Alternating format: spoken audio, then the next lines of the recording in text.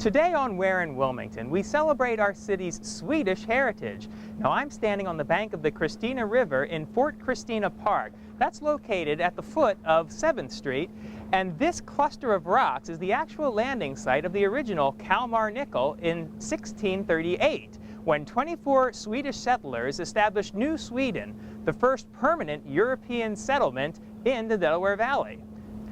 That makes Delaware the only one of the original 13 colonies to have been settled by the Swedes. Now, a fort built on this site was named Fort Christina in honor of the young Swedish queen. The Christina River also bears her name. Today, Fort Christina Park is home to a monument designed by the late Swedish sculptor Carl Milles and dedicated in 1938 to commemorate the activities of Swedish colonists in the Delaware Valley. This monument of Swedish black granite was paid for by donations from hundreds of thousands of Swedes and given as a symbol of friendship to Delaware and descendants of original settlers of New Sweden. The ship at the top of the monument represents the Kalmar nickel. Just upstream is the Kalmar Nickel Foundation shipyard, from which sails the modern replica of the Kalmar nickel, featured in a previous edition of Where in Wilmington. The settlement that would eventually become Wilmington was not governed by the Swedes for long. New Sweden was conquered by the Dutch and later the English.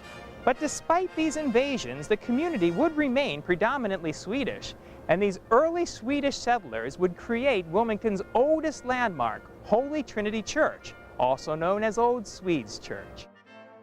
Established in 1640, Holy Trinity is the oldest Christian congregation in the Delaware Valley.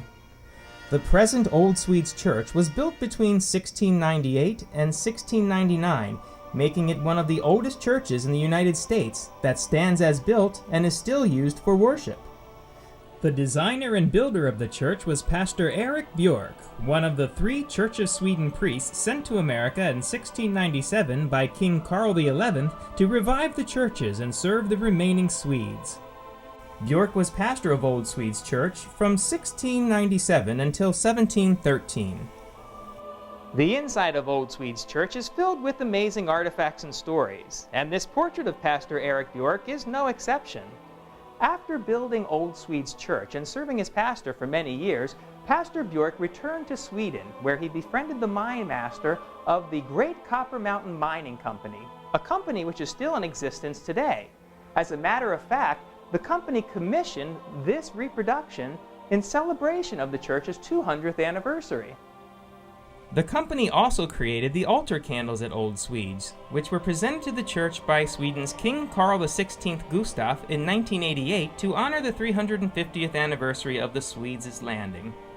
Inside the sanctuary, visitors will find many other items of historic interest, beginning with the church's original pulpit, the oldest one known in the United States, built of black walnut, which was donated by members of the congregation.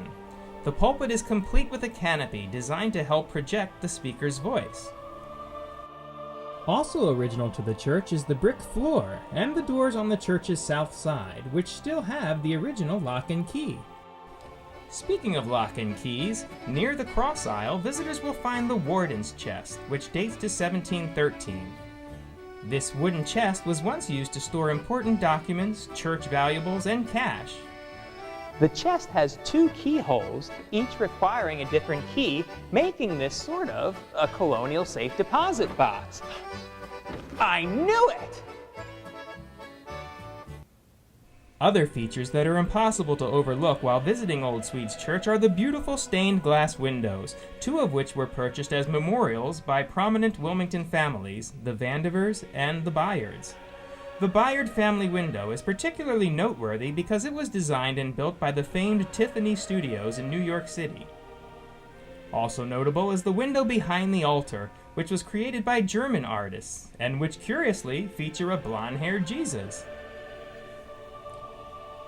The pews on the ground level of Old Swedes Church are reproductions of the originals and were built in 1899 using patterns and descriptions from early church records. The pews feature closable doors to keep out drafts in cold weather. Following Swedish custom, throughout the 1700s the congregation was separated by sex. Men sat on the right side facing the altar, and women sat on the left.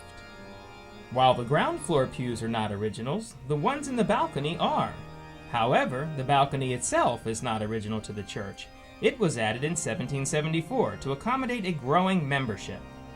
The balcony can only be accessed from steps on the outside of the building under a structure called the south porch.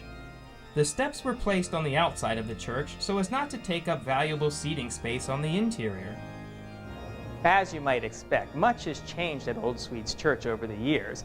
For instance, the church began as a Swedish Lutheran congregation, but later became affiliated with the Episcopalian Church. In fact, this church is the sister church to Trinity Church, located at Delaware Avenue and Adams Street.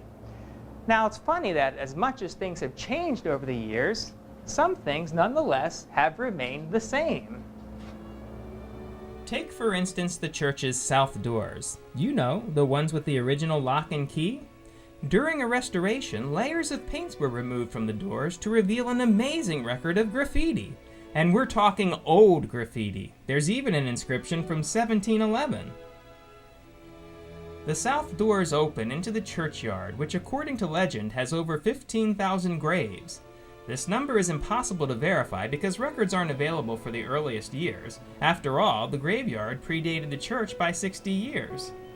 This parcel of land was the burial ground for early settlers of Fort Christina and its community. There are no tombstones from the burial ground's earliest years. However, there are a few simple stone markers, some of which carry initials. The oldest legible tombstone is that of William Vandiver, who died in 1718.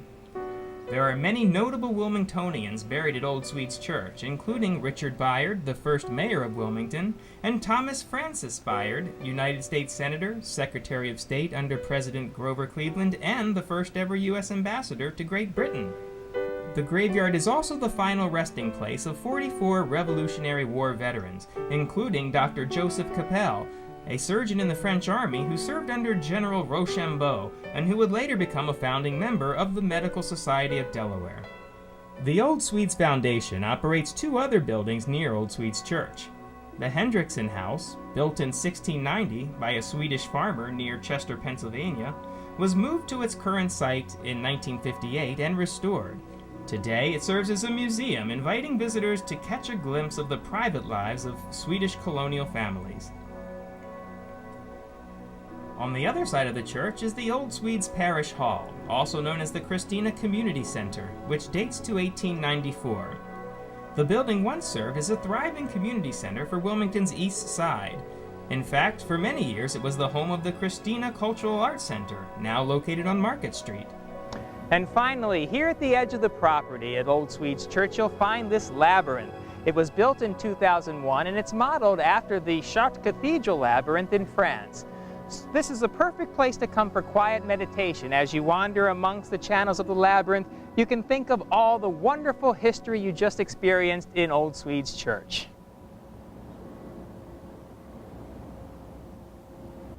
Thank you for joining me for this special celebration of Wilmington Swedish history. If you haven't been to Old Swedes Church, what are you waiting for? Come on down, there's lots to see. And join us next time on Where in Wilmington as we continue to explore all the great historic sites here in Wilmington. For Wilmington in the middle of it all, I'm Rich Newman.